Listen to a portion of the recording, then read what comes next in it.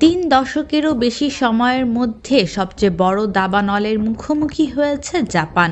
দাবানলের কারণে একজন নিহত হয়েছেন এবং ১,০০০-এরও বেশি বাসিন্দাকে সরিয়ে নেওয়া হয়েছে। শনিবার ১ মার্চ এক প্রতিবেদনে দেশটির সংবাদ মাধ্যম দি জাপান টাইমস এ তথ্য জানায়। প্রতিবেদনে বলা হয়, অগ্নি নির্বাপন ও দুর্যোগ ব্যবস্থাপনা সংস্থা জানিয়েছে, স্থানীয় সময় বুধবার ২৬ ফেব্রুয়ারি আগুন লাগার পর থেকে ইয়াওয়েতে অঞ্চলের উত্তরাঞ্চলের ওফুনাতো বনে প্রায় ১,২০০ হেক্টর জমি জুড়ে আগুন ছড়িয়ে পড়েছে বলে ধারণা করা হয়। সংস্থার এক মুখপাত্র জানিয়েছে, আমরা এখনও ক্ষতিগ্রস্ত এলাকার আকার পরীক্ষা করছি। তবে হোক্কাইডোর কুশিরোতে ১৯৯২ সালের দাবানলের পর এটি সবচেয়ে বড় দাবানল। সেই আগুনে প্রায় ১,০৩০ হেক্টর জমি পুড়ে গিয়েছিল।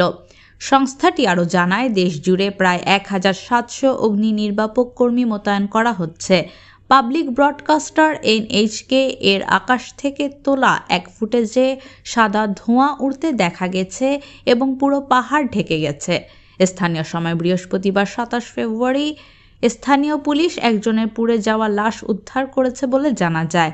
ওফুনাতো পৌরসভার তথ্য অনুযায়ী শুক্রবার পর্যন্ত আশপাশের ১,০০০-এরও বেশি বাসিন্দাকে সরিয়ে নেওয়া হয়েছে এবং ৮০-টিরও বেশি ভবন ক্ষতিগ্রস্ত হয়েছে। তবে আগুন লাগার কারণ এখনো জানা যায়নি।